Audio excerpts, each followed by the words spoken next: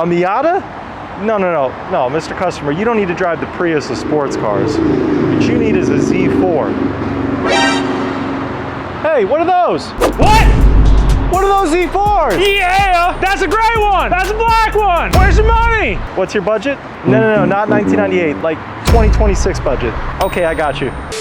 All right, more Z4s are in, and I bet you one of these three will be gone by the time this video comes out. I got two E89s, two second gen Z4s. We got a 14 with a manual, and then over here, no screen stripper spec. You got a 16 automatic, late model N20, tech pack, heated seats, decent. But between the E85 Z4, I love this one, coming here for a second time, super clean. Manual transmission, manual top, manual seats. That guy's under 10K, just a hair over 10K, 16 automatic E89. And then last but not least, this guy, 14 6B with 94K, gonna probably be somewhere in the mid-teens. Got some really good convertible options now, Jay. Really good drop top. It's 80 degrees here today. We've got 3 Z4s. Let us know which one you're taking.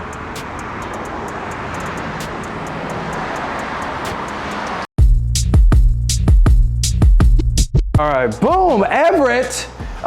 Yes, that's his name. I should have asked you, what is your name? Matter of fact, introduce yourself. Look at this, guys. Look at this. If you can read, you're reading right. Point to it. Let me get one. All right, I'm Everett. Been working on cars for about 30 years now. Worked on Volkswagen, Audi, Porsches for the past 9 years.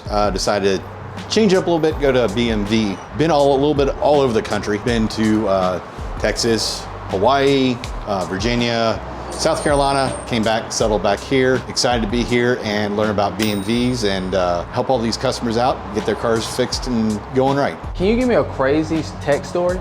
Like some crazy, like have you had a customer walk in and try to scrap with you or something? No, I haven't. Now, I haven't had that. I have had customers come in a couple times when I lived in Texas and they want to help me work on the cars. They come in and be like, oh, can we just take this off real quick? You know, I want to look at this. Be like, what are you doing? So, and never heard that. Yeah. I do have a lot of crazy stories about working on cars and stuff, but a lot of them aren't very good for. There you go. For the viewership. Those are kind of a little bit bad. I can't wait to hear those personally. Well, thank you, Everett. I'm pretty sure we'll make new memories, new stories with you. Nice seeing you. Guys, if y'all got questions for Everett, go ahead and drop them down there. And yeah, Atlas is gonna have some new vehicles. Yeah. All right, so we got a customer that purchased this car from another independent car dealership a few days ago, and he was driving the car and it shut off on him, and he called us for an estimate to get some work done. So he brought it in today for a PPI. Really nice car. 4 Series Gran Coupe, black on black. It's got all the options, heads up, really good looking car. Let me show you all something that isn't so hot though. I'm telling you, the guy just bought the car. I think he paid $9,500 for it. 140,000 miles on it, but we bring it in and give it a PPI, and we've got oil filter housing gaskets leaking. We got the drive belt that's cracked. We got a transfer case fluid service, which is what he wanted. Oil change, coolant flush, brake flush, spark plugs, right front axle's leaking, the thrust rod bushings are blown out, and his timing chains are clapped. This puts us at a grand total of, where is it? $99.16. That's $500 more than he paid for the car. Yeah, that's a lot. So basically, if we were to bought this car, we would have done all this work before we'd sell it to the individual. That's the difference. That's the difference between some mom and pop shops and the others, like us. By this point, y'all should know what to do. But John, remind the people, what do they need to do? Get a pre-purchase inspection before you purchase your car. Yes. Just stop by. Yeah, just stop by. It's worth the $200 just to get it done. Wow. So you don't get hit with estimates like this, like 5 days after you buy the car. He paid $9,000. Now he paying $9,000. Well, he's gonna go back to the dealer and see if they'll refund him some of his money or something.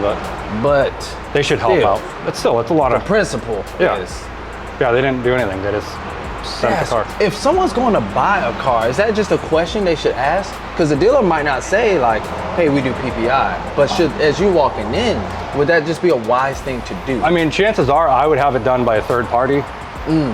So it's an unbiased opinion, you know, like if the shop is selling it, you probably don't want them to do the PPI because they're going to try to make it seem like it's the greatest thing in the world. I've heard y'all say that.